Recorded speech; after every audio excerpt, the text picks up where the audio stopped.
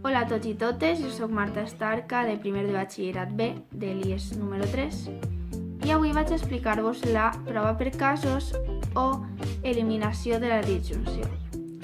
Així que anem al gra. Quan parlem de la prova per casos, significa que ens trobem en una situació en la qual hi ha dos components units per una disjunció que significa o. L'exemple més bàsic i que representa la regla és A o B, en el qual hi ha dos components, un és A i l'altre és B, i la disjunció. El cas és que no sabem quin dels dos és cert o fals. Per això no eliminem directament la disjunció, sinó que practiquem la prova per casos. El primer pas serà agafar els components per separat, és a dir, de forma independent, com vegeu ací, A i B estan separats, amb l'objectiu d'arribar a la conclusió que es té en els dos casos. Perquè quede més clar, anem a realitzar un exemple.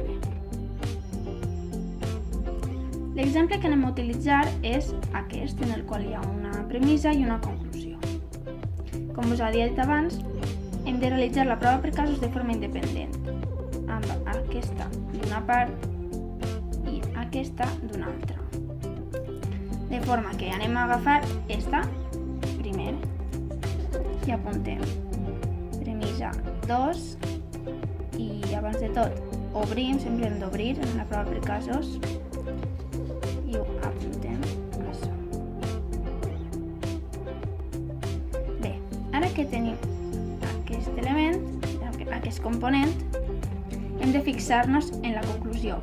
Quin element necessitem per arribar a la conclusió dels que està ací? La Q veritat, doncs apuntem 3, Q per simplificació de 2.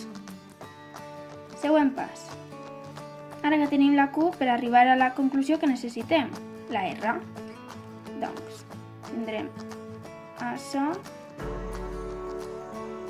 per addició de 3. I ja hem arribat a la conclusió des d'aquest component. Doncs tanquem. D'una altra banda tenim aquest i tornem a apuntar. I obrim. El pas 6 serà el mateix. Quin element d'ací necessitem i coincideix? La R. I per simplificació de 5. I l'últim pas, ara que necessitem la Q, doncs anem a afegir-la. 7, Q i R per addició de 6.